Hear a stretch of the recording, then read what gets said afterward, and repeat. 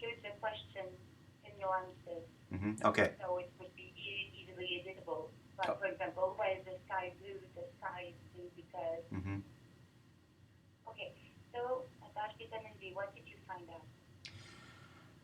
We found out about vitamin D that it was associated with cognitive decline in older adults. The participants in our study were about 76 years of age on average. There were about 382 at the beginning of the study. The participants were mixed racial and ethnicity.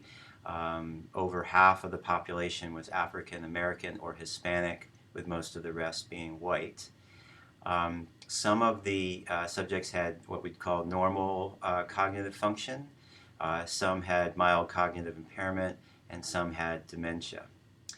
When we measured their vitamin D status at the beginning of the study, we found that a majority of the subjects had vitamin D either deficiency or insufficiency. And we found that those who had low vitamin D status, either deficiency or insufficiency, declined more quickly in two particular cognitive functions, episodic memory and executive function, at a faster rate than those who had adequate vitamin D. Oh, relates to Alzheimer's disease. So, Alzheimer's disease is a severe progressive disorder that starts out with cognitive impairment that develops ultimately into dementia. And so, what this suggests is that if you are low in vitamin D and you have the beginnings of the Alzheimer's disease process, that you will descend towards Alzheimer's disease more quickly than if you had adequate vitamin D. May it help prevent AD? That is a question that we still don't know the answer to. We very much need randomized controlled trials in which we look at vitamin D versus placebo and try and determine if the vitamin D will either slow or prevent cognitive decline or delay or prevent Alzheimer's disease or other dementias. How long did the last study last? Our study lasted for about 5 years on average.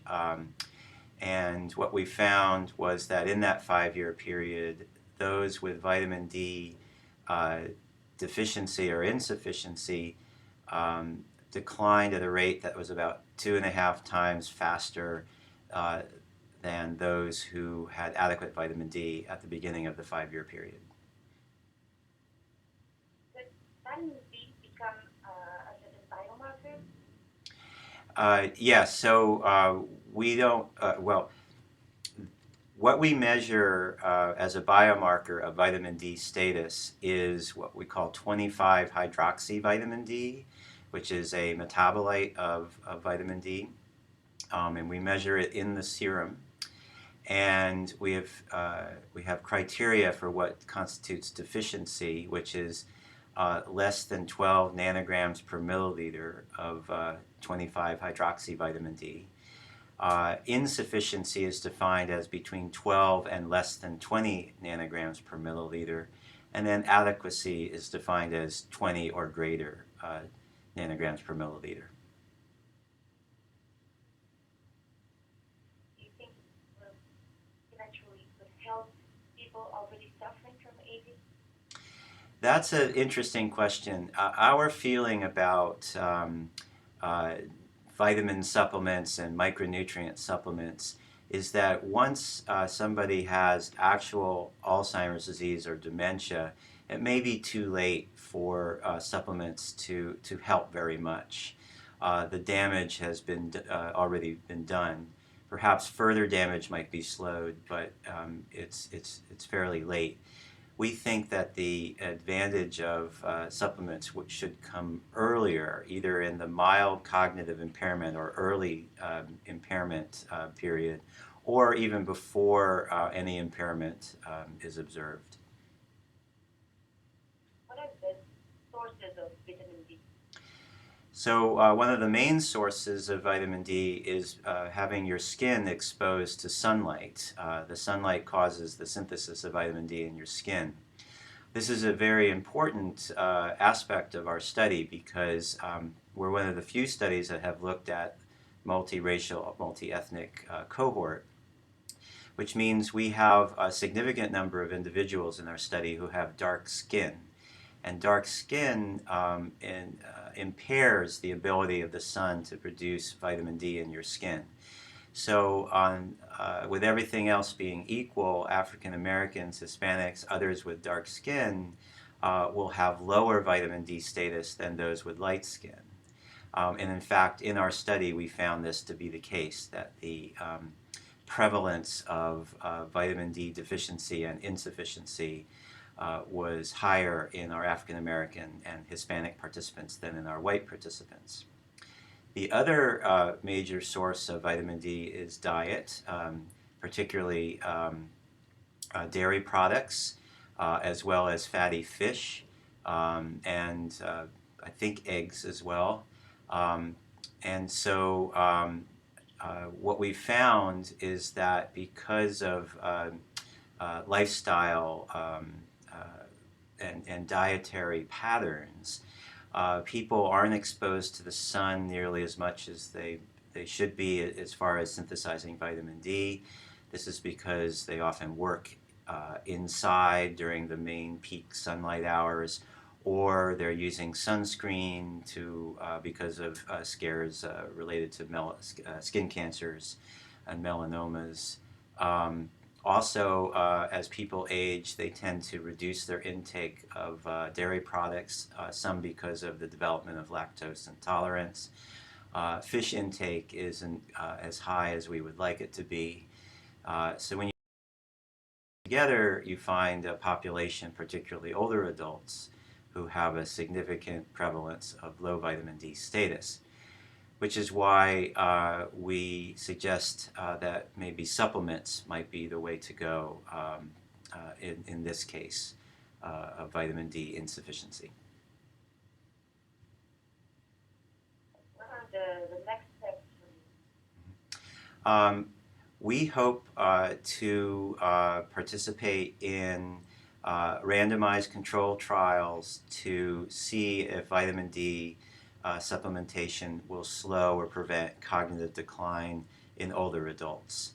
Hopefully, the National Institutes of Health will fund such intervention studies. This is the key thing that we need to do in order to determine if supplements are going to be beneficial or not. In the meantime, we have advice for people.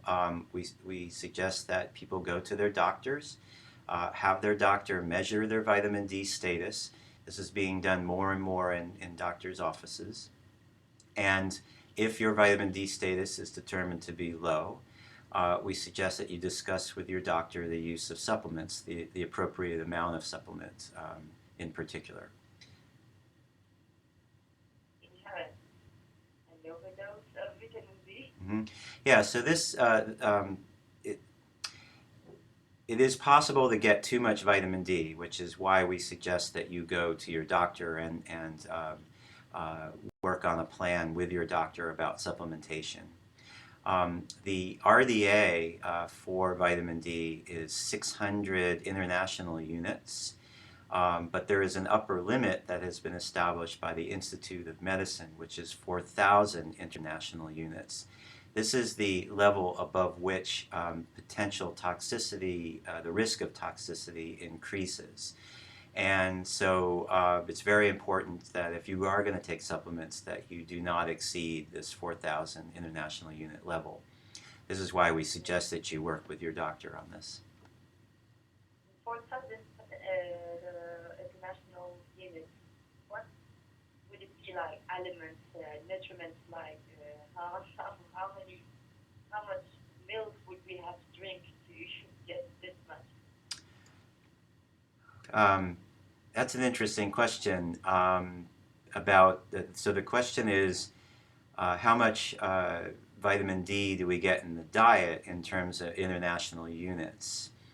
Yes. And I'm afraid I don't have the answer at the tip of my fingers. I'm not sure. um, so, yeah, I can't answer that question offhand. I'd have to do a little bit of research. So, That's okay. sorry about that. No problem. Now, what are the clinical applications you think would be interesting with vitamin D? Clinical applications of vitamin D supplements. First of all, uh, the what everybody knows about is the effect of vitamin D on calcium absorption and maintenance of bone. Um, what we're talking about here is the possibility that vitamin D has other important clinical implications. One being the prevention of cognitive decline and the possible prevention of Alzheimer's disease and dementia. But what we've learned is that vitamin D acts on pretty much all cells of the body, particularly with regards to gene expression.